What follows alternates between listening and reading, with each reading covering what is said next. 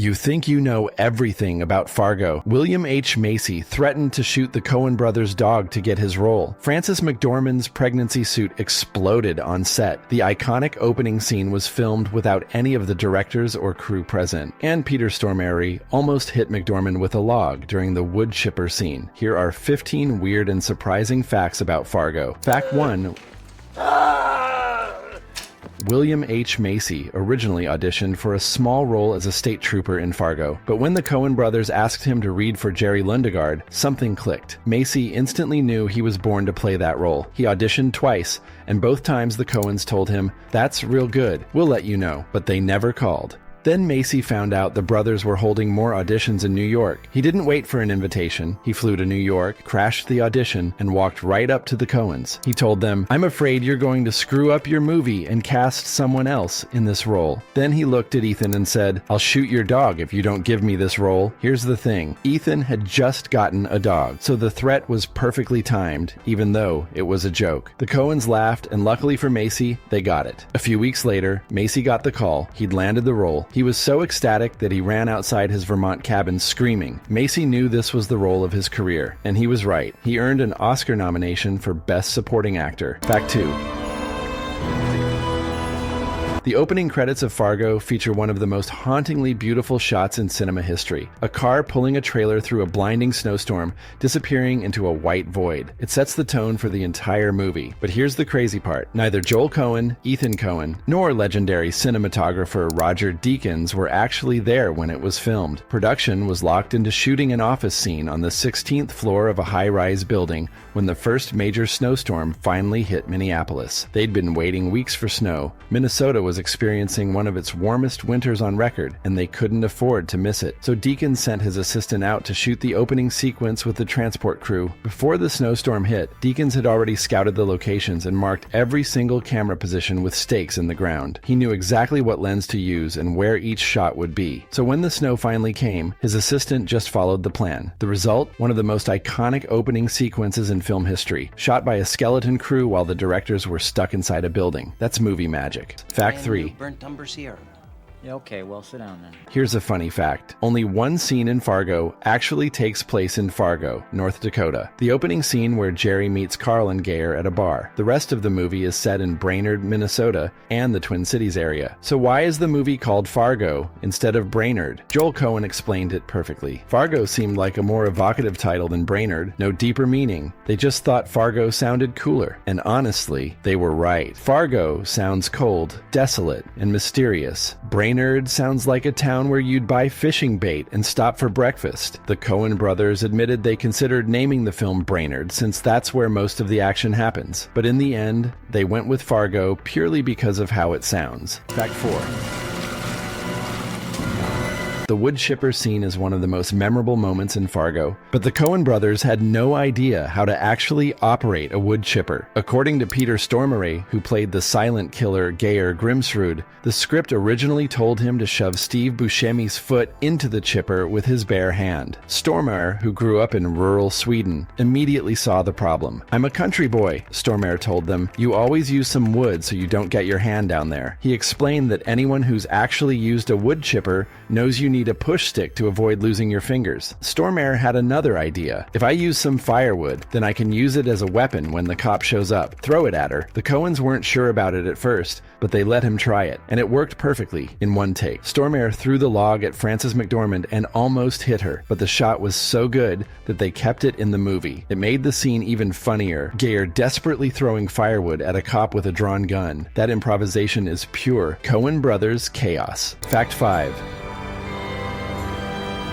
The entire premise of Fargo revolves around snow, ice, and brutal Minnesota winters. The Coen brothers specifically scheduled production for the coldest months, expecting to have no problem finding snow-covered landscapes. But Mother Nature had other plans. Minnesota experienced one of its warmest, sunniest winters on record during the 1994-1995 shoot. The state's snowfall totals were the lowest ever recorded. This was a disaster for production. The whole point of the movie was to feel cold, bleak, and unforgiving, so the crew had to keep traveling farther and farther north to find snow. They ended up shooting scenes in northern Minnesota and northeastern North Dakota, hundreds of miles away from the Twin Cities. When they couldn't find natural snow, they trucked it in or used industrial snowmaking equipment to create it. It's been reported that the scene where William H. Macy scrapes snow off his car in a parking lot, that was all created artificially. The crew spent hours making fake snow just to get that one shot. Roger Deakins later said they got very little natural snow during the entire shoot. Ironically, a movie about Minnesota's harsh winters was filmed during the state's mildest season in decades. Fact 6.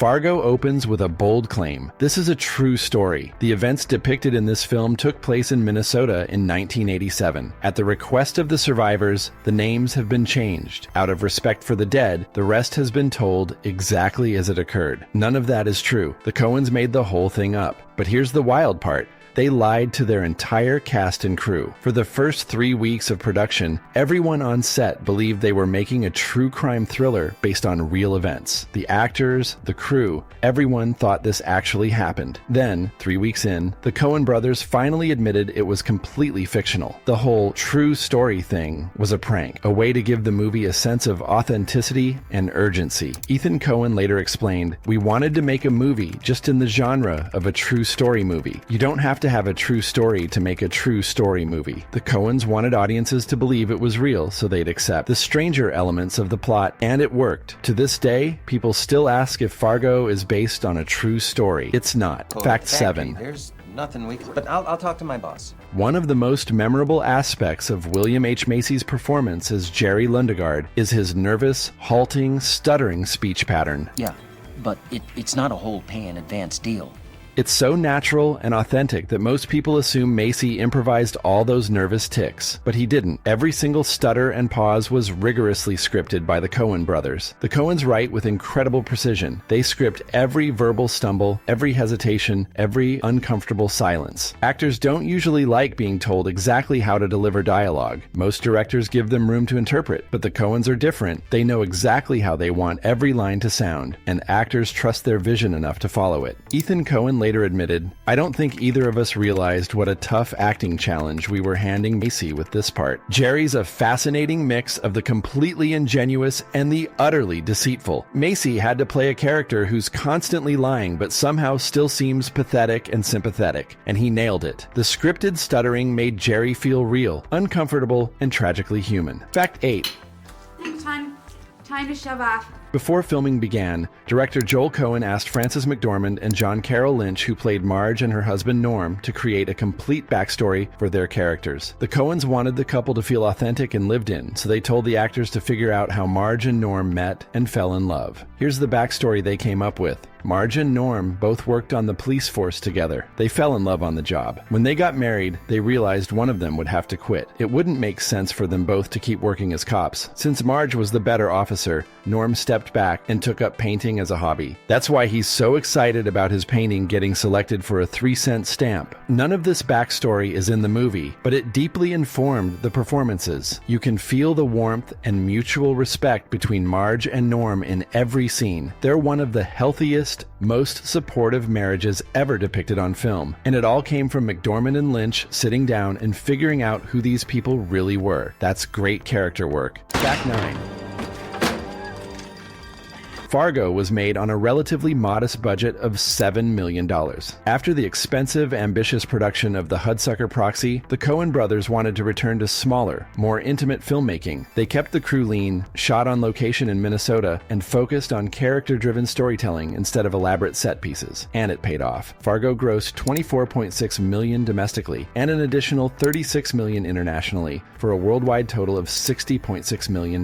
That's nearly 9 times the production budget. A massive success. It became the Coen brothers' biggest commercial hit up to that point. But the real success wasn't just financial. Fargo earned 7 Oscar nominations, including Best Picture, Best Director, Best Cinematography, and Best Supporting Actor for William H. Macy. It won 2. Best Original Screenplay for the Coens and Best Actress for Frances McDormand. Critics loved it. Roger Ebert and Gene Siskel both named it the best film of 1996. Fargo proved that you don't need a massive budget to make a masterpiece. movies. You just need a great script, talented actors, and filmmakers who know exactly what they're doing. Fact 10.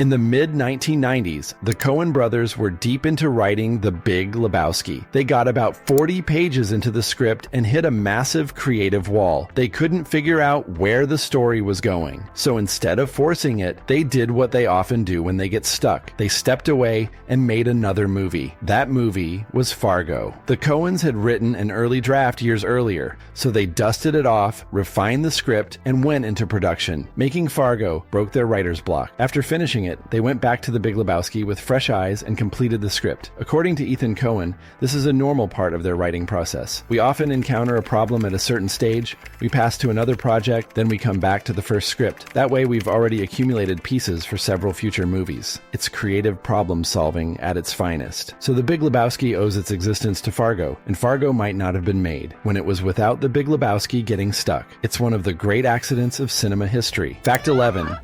Shut the fuck up!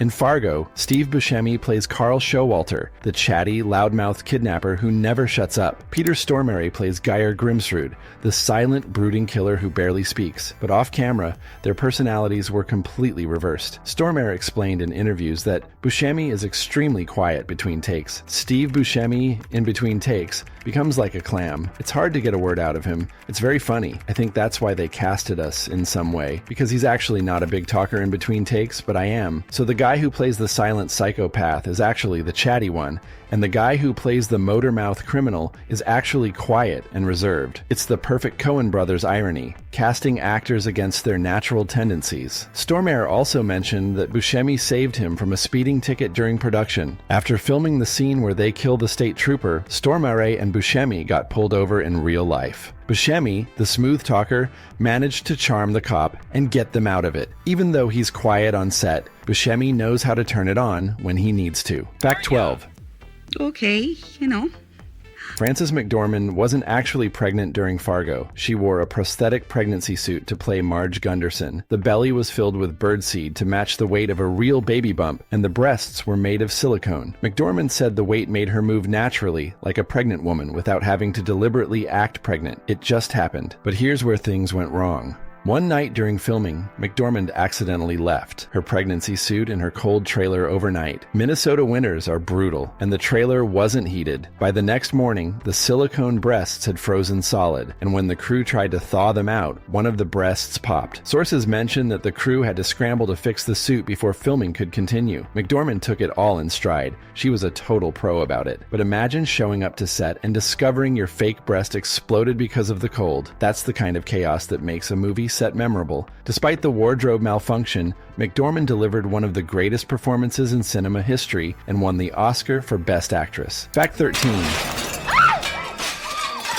The Coen Brothers write, direct, produce, and edit all their own films. But they thought it looked tacky to have their names plastered all over the credits for every single role. So they invented a fictional editor named Roderick Jaynes to take credit for the editing work. Roderick Jaynes doesn't exist. He's a pseudonym the Coens use so they don't have to credit themselves for editing. And it worked so well that Roderick Jaynes was nominated for an Academy Award for Best Film Editing for Fargo. A fake person was nominated for an Oscar. The Coens wanted to do something funny if Jaynes won. They planned to have actor Albert Finney accept the award in character as Roderick Jaynes and deliver a speech. Unfortunately, Academy doesn't allow surrogates to accept awards, probably because of the infamous incident in 1973 when Marlon Brando sent a Native American activist to refuse his Oscar. So the Coens had to drop the plan. Roderick Jaynes lost to Walter Murch for editing The English Patient, but the fake editor lived on. Jaynes has been nominated for 2 Oscars and continues to edit Coen Brothers films to this day. Fact 14. Composer Carter Burwell has scored every Coen Brothers film except Oh Brother, Where Art Thou, and Inside Llewyn Davis. For Fargo, he wanted to create music that reflected the Scandinavian roots of Minnesota's population. So he found an old Norwegian folk tune called The Lost Sheep, and used it as the foundation for the film's main theme. Burwell explained, "There's this folk fiddle in Norway and Sweden called the Hardanger fiddle, which we used on an old Scandinavian folk tune called The Lost Sheep, expanding it for the main theme. Because of the names of the characters and the white landscape that you're seeing, I thought that maybe there would be something about it that would work, and fortunately, it did. The result is one of the most haunting, beautiful film scores of the 1990s. The music feels cold, melancholic, and deeply connected to the landscape. It's simple and emotionally devastating, just like the movie itself. Despite all his work with the Coens, Burwell has never won an Oscar for any of their collaborations. He's been nominated multiple times, but the Academy has never given him the award, which is wild considering how iconic his Coen Brothers scores are. Fact 15.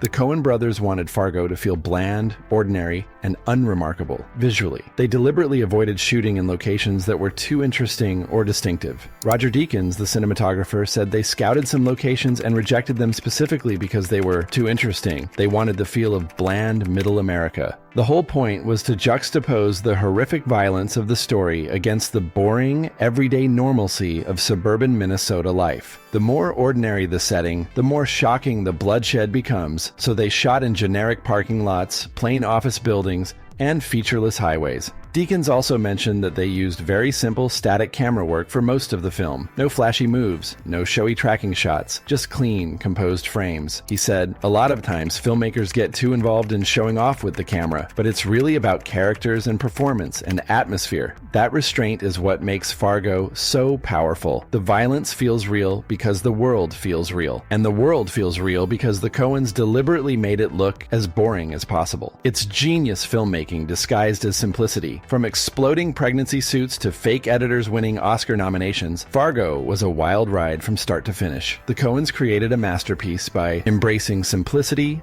honesty, and a little bit of chaos. And William H. Macy got his role by threatening a dog's life. Sometimes the best movies come from the craziest stories. You betcha.